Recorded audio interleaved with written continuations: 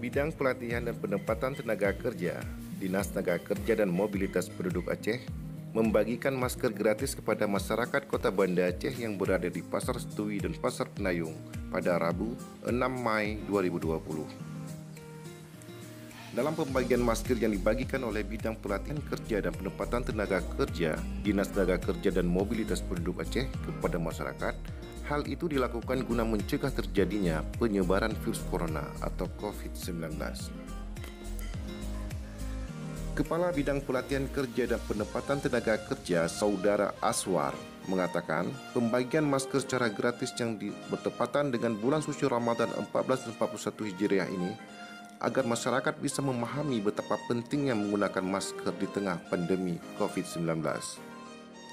Ini bentuk kepedulian Dinas Tenaga Kerja dan Mobilitas Penduduk Aceh terhadap masyarakat, betapa pentingnya masker untuk dipakai sehari-hari, bukan hanya untuk antisipasi virus corona, tapi juga melindungi diri dari debu jalanan.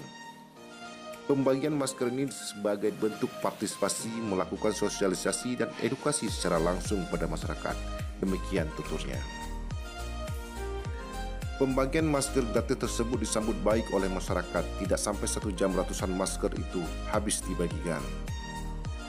Melalui upaya bagi-bagi masker gratis ini agar masyarakat Kota Banda Aceh bisa semakin sadar tentang pentingnya menjaga kesehatan di tengah merebaknya wabah virus corona.